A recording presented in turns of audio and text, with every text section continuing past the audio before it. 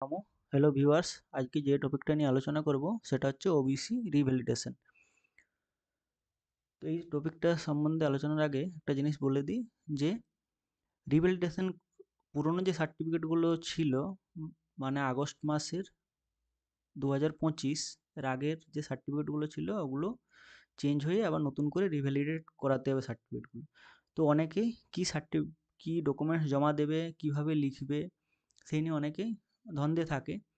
ওটাই চেষ্টা করব আজকে একটা রিয়েল লাইফ এক্সাম্পল নিয়ে সলভ করার।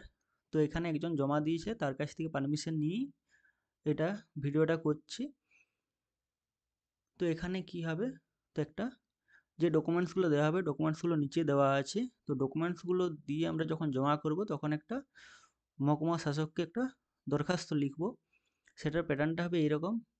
এই যে যেগুলো আছে এই রিসিভ বা এগুলো হচ্ছে যে অফিস থেকে পড়েছে, ওই জন্য আমি এগুলোকে হাইড করে দিয়েছি। আর যে আবেদন করেছিল তারও নাম, ঠিকানা সব কিছু হাইড করা আছে। তো জাস্ট ফরম্যাটটার জন্য এটা বানানো। তো এইভাবে লিখতে হবে: প্রতি মহকুমা শাসক, পূর্ব মেদিনীপুর, পিন নাম্বার, বিষয় ওবিসি শংসাপত্র রিভ্যালিডেশন করার জন্য আবেদনপত্র। এবারে ক্যান্ডিডেটের বয়স যদি 18 বছরের উপরে হয় তাহলে ক্যান্ডিডেট নিজে আবেদনপত্র লিখবে। এখানে যেরকম আছে এটা একটু দেখে নাও।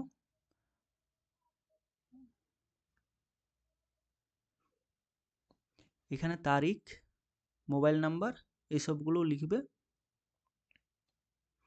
পরবর্তীকালে যে ক্যান্ডিডেটের বয়স 18 বছরের নিচে, সেই ক্যান্ডিডেট নিজে আবেদন করবে না, তার বাবা অথবা মা আবেদন করবে।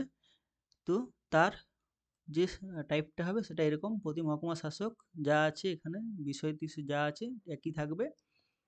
এবার কি হচ্ছে, এখানে লেখা হবে, আমি নিম্ন স্বাক্ষরকারী বাবার নাম হবে ক্যান্ডিডেটের, গ্রাম, পোস্ট যা আছে, একজন স্থায়ী বাসিন্দা। আমি আমার কন্যা জন্য বা পুত্রের জন্য ওবিসি শংসাপত্র রিভ্যালিডেট করাতে চাই, এই জিনিসটা লেখা হবে। এরপরে কি হবে, এখানে বাবার সই থাকবে, এখানে তারিখ আর মোবাইল নাম্বার লিখে দিতে হবে। এবারে কেউ যদি ইংলিশে লিখে তার জন্য আছে এই ফরম্যাটটা: to the SDO sub divisional officer. এবারে যেখানে সাব ডিভিশনটা অবস্থিত সেই জায়গাটার নাম, জেলার নাম, ওয়েস্ট বেঙ্গল, পিন নাম্বার দেওয়া হবে। এখানে হবে অ্যাপ্লিকেশন ফর ওবিসি রিভ্যালিডেশন। এবারে যা যা লেখা আছে সেইগুলো তোমরা নিজেদের মতো করে লিখবে বা এখান থেকেও করতে পারো, কিন্তু লেখাটা অনেকটা ঠিক নেই দেখলাম ইংলিশটা। এখানে হবে ইওর ফেথফুলি। এবারে নাম, ফোন নাম্বার, মানে নাম, বাবার নাম, ভিলেজ পোস্ট যা যা আছে, এর সাথে হচ্ছে যে ডেটটা হবে, ডেট আর মোবাইল নাম্বার দিয়ে দিতে হবে যেদিন জমা দিচ্ছ আর কি। এটা বোঝা গেছে। এবারে কি কি ডকুমেন্টসগুলো লাগবে এটার সাথে, না এখানে এইগুলো হচ্ছে অনলাইনে তোমাদেরকে অলরেডি ফিল আপ করে, এখানে 3টে আছে অ্যাকনোলেজমেন্ট স্লিপ, আর তার সাথে 2টো ফর্ম আছে, এগুলো প্রিন্ট আউট আছে আর কি, এগুলো জমা দিতে হবে। এই একটা পেজ, মানে 3টা পেজ টোটাল জমা দিতে হবে। এই একটা পেজ, এটা সেকেন্ড পেজ, আর এটা থার্ড পেজ। তো প্রতিটা পেজেই নিজেদের সিগনেচার করবে। এবারে যদি ক্যান্ডিডেট যদি 18 বছরের নিচে হয় তাহলে বাবা সিগনেচার করবে, ক্যান্ডিডেট 18 বছরের উপরে হলে সে নিজে সিগনেচার করবে। এই জায়গাগুলো অনেকে গ্যাপ রেখে দেয়। এখানে একটা সিগনেচার হবে, এখানে ডেট হবে, আবার সেকেন্ড পেজের এখানে একটা সিগনেচার, এখানে ডেট হবে। থার্ড পেজে এখানে সিগনেচার, এখানে ডেট হবে। এই জিনিসগুলো একটু ভালোভাবে দেখে নিতে হবে। এরপর কি আছে, একটা আন্ডারটেকিং নেওয়া হয়, undertaking given by the applicant for his or her own OBC certificate. এখানে কি আছে, এখানে যদি ক্যান্ডিডেটের বা অ্যাপ্লিক্যান্টের যদি বয়স 18 বছরের উপরে হয় তাহলে এটা একটা, যেটা দেখানো আছে এটা 18 বছরের উপরে। 18 বছরের নিচে হলে এখানে বাবা ফিল আপ করবে, সেই ফরম্যাটটা আলাদা আছে, ওটা নিচে পিন করে দিচ্ছি, টেলিগ্রাম চ্যানেলে ফরম্যাটটা পাওয়া যাবে। এই সব ফরম্যাটগুলোই পাওয়া যাবে, এটাও পাওয়া যাবে, যেটা 18 বছরের নিচে মাইনরের ক্ষেত্রে সেই ফরম্যাটও পাওয়া যাবে। এখানে নাম ঠিকানা যেগুলো আছে এগুলো ফিল আপ করতে হবে। এরপরে এই জায়গায় ইনকামটা এখানে সবসময় প্যারেন্টাল ইনকাম মানে বাবা মা ইনকাম কত হচ্ছে সেটা ফিল আপ করতে হবে।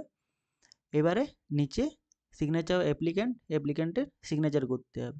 যদি 18 বছরের নিচে হয় তাহলে এগুলো পুরো বাবা ফিল আপ করবে, এখানে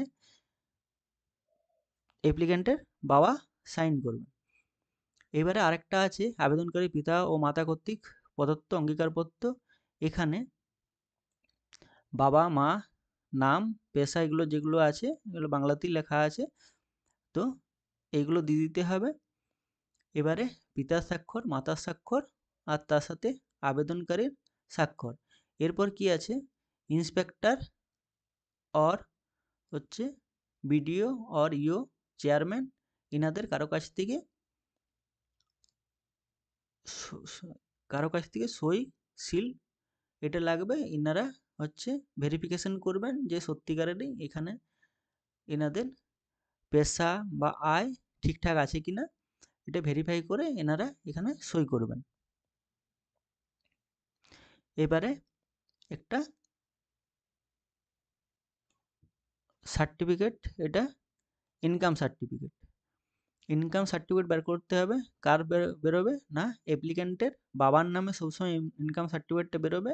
এবার অনেকের হয়তো বাবা যদি না থাকেন তাহলে সেক্ষেত্রে মায়ের নামে বের করতে হবে, কিন্তু যদি বাবা হয়তো মারাই গেছেন তো বাবার ডেথ সার্টিফিকেট লাগবে।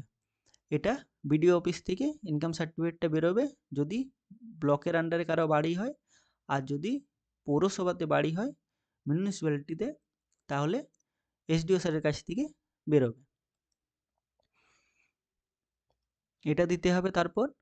তারপর আছে যে যেটা caste certificate OBC caste certificate পুরনো সেটার হচ্ছে অরিজিনালটা জমা দিতে হবে।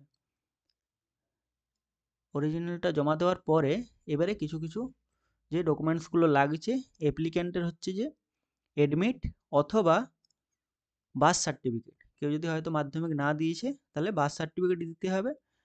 বার্থ সার্টিফিকেট পরে এখানে প্রতিটা ডকুমেন্টসে যার নামের ডকুমেন্ট সে সাইন করবে।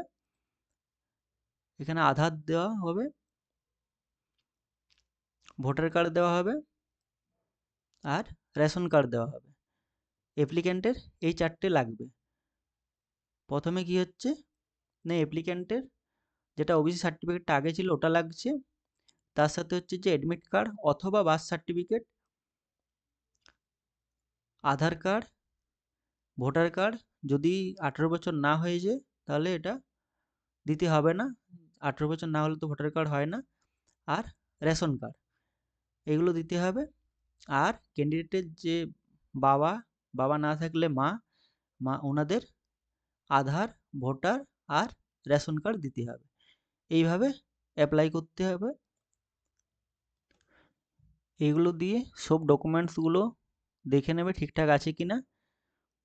সব ডকুমেন্টসগুলো যদি ঠিক থাকে তাহলেই এই অ্যাপ্লিকেশানটা লিখে যেটা প্রযোজ্য হবে 18 বছরের নিচে হলে 18 বছরের নিচের অ্যাপ্লিকেশান হবে, বাবা যেটা বা মা লিখবেন। আর অ্যাপ্লিক্যান্টের যদি বয়স 18 বছরের উপরে হয় তাহলে অ্যাপ্লিক্যান্ট নিজে লিখবে, তারপর এসডিও অফিসে জমা দেবে।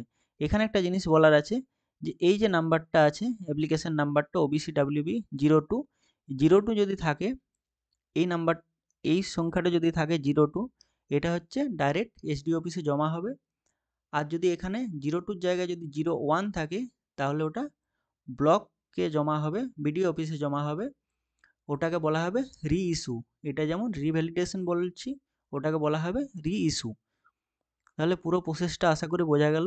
পরবর্তীকালে কোনো কিছু যদি চেঞ্জ হয় সেটাও বলা হবে, তার জন্য চ্যানেলটা সাবস্ক্রাইব করে রাখো আর তোমাদের মতো যারা আছে তাদেরকে শেয়ার করে রাখো। আশা করি সবার সুবিধা হবে। পরবর্তীকালে চেষ্টা করব কিভাবে ওবিসি সার্টিফিকেটটা ডাউনলোড করা যায় ওবিসি সার্টিফিকেট হয়ে যাওয়ার পর। ওকে, টাটা।